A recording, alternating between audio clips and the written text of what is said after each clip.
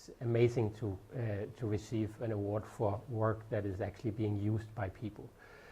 So as an academic scholar, you often end up writing journal articles that few or only very specialized people read. And to know that that your work has been downloaded and used in classes for teaching is amazing.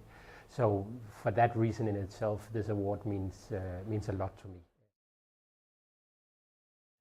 So the idea basically that we came up with in this group that consisted of me and my co-writer Navid and 5 to 6 other students was to try and begin to write cases that could be used in teaching philosophy in a business school context.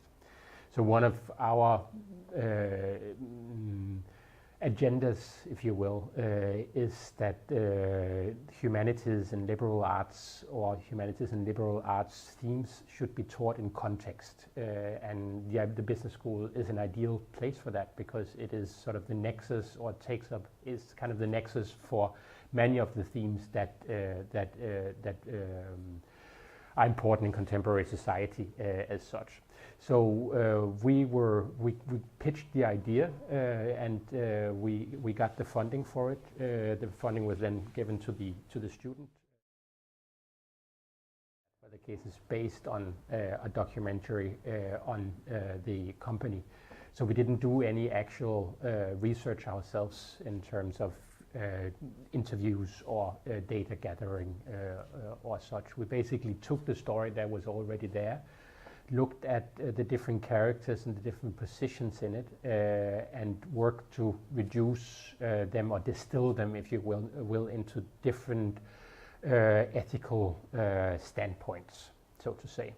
So in the end, we came up with a fairly simple narrative with three characters, the manager and founder also of the company, and 2 girls, so-called cult girls.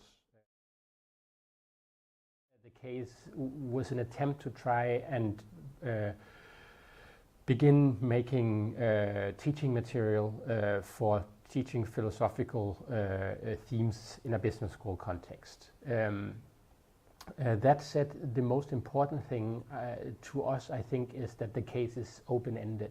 So many cases have a tendency basically to tell a narrative where there is either a right or wrong or a series of right and wrongs behind the case.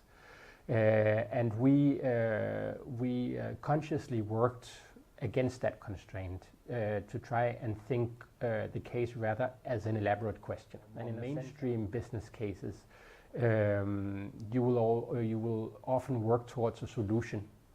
And what we wanted to do with this was kind of reverse that drive in a business school context normally towards solution and closing down of an event towards and rather shift towards the opening of an event and holding it up in the air to see how far we could go in basically keeping it floating rather than coming down and say, well, this is wrong and this is right and this is good and this is not good, right? So one of the things, perhaps as a good example that I tell my students when I teach ethics classes here at CBS is we have this intuition that we speak of either ethical decisions or unethical decisions, and that seems to be like a clear bias because then obviously you want the ethical decisions and you don't want the unethical decisions. The problem, though, is that all these students are going to work in organizations where they are often presented with option A, and option A stinks, and then they are presented with option B, and lo and behold, option B stinks too, right? And they have to make a decision. And that is where ethics basically emerges, or the ethical question.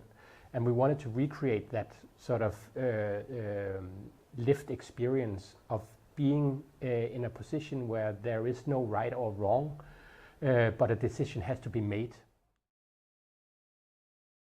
There was already a lot of material, and for the basic resources, that's very good, because you don't have to first of all, time-wise, use a lot of time to look up people, to figure out whatever the resources are there, and you can create a narrative out of them, and that sort of both in a temporal sense but also an economical sense is definitely good. I mean, personally, I don't think that there were so many downsides to it. I could think of a few though. I mean, depending on what you want with the case. Our case is obviously, and we don't try to disguise that, fictional in the sense that it presents two very sort of clear images of for and against this kind of work. And coming together, they create this gray zone, a twilight zone of where the limits actually are. But none of the girls are anonymized. They don't have those names that we've given to them, and they are not real persons. They've been put together by different characters. So to us, it's working with a fictional narrative to come up with that sort of frame or horizon for questioning. It stirs a lot of conversations, right? And because it is unclear in which direction it goes, so it is. A classroom discussion will just emerge naturally, because no one, to my knowledge at least, I haven't met anyone yet who doesn't, everyone cares. This is, not a matter of fact, it's a matter of concern to everyone, what goes on there, and everyone feels, it touches everyone. So a lot of, you'll have a lot of engaged discussion in class.